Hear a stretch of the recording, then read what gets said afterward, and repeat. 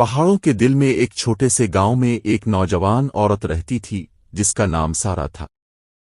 سارا اپنی مہربانی اور خوبصورتی کے لیے مشہور تھی اور اس کی مسکراہٹ کسی کا بھی دن روشن کر سکتی تھی۔ سارا کی منگنی ایک خوبصورت اور باہمت نوجوان علی سے ہوئی تھی جس نے اس سے محبت اور خوشیوں بھری زندگی کا وعدہ کیا تھا۔ علی کو اپنے مستقبل کو محفوظ بنانے کے لیے کچھ سالوں کے لیے شہر جانا پڑا۔ فاصلے کے باوجود انہوں نے خطوں اور کبھی کبھار ملاقاتوں کے ذریعے اپنی محبت کو زندہ رکھا۔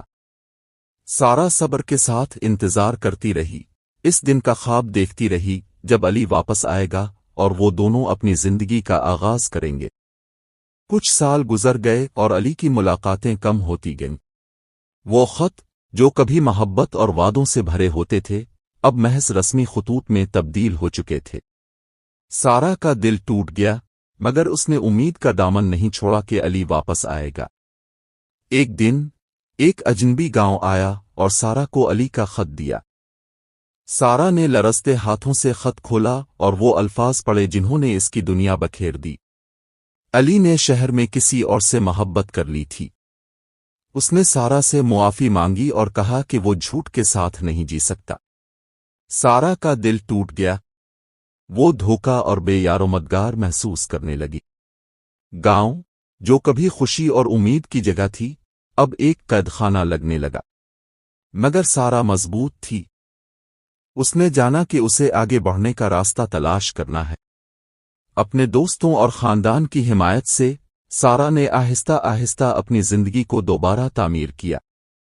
اس نے اپنے کام اور ارد گرد کے پہاڑوں کی خوبصورتی میں سکون پایا۔ اگرچہ درد کبھی مکمل طور پر نہیں گیا، اس نے اس کے ساتھ جینا سیکھ لیا اور چھوٹے لمحات میں خوشی تلاش کی۔ کچھ سال بعد علی گاؤں واپس آیا، معافی کی درخواست کے ساتھ۔ اس نے سارا کو تلاش کیا جو پہلے سے بھی زیادہ مضبوط اور خوبصورت تھی۔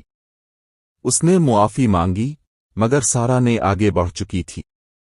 اس نے علی کو اچھے مستقبل کی دعا دی مگر یہ واضح کر دیا کہ وہ اب وہی عورت نہیں تھی جو کبھی اس کے انتظار میں تھی۔ علی اپنے ٹوٹے ہوئے وعدے کا بوجھ اٹھائے ہوئے گاؤں سے چلا گیا جبکہ سارا اپنی زندگی کو وقار اور مضبوطی کے ساتھ گزارتی رہی۔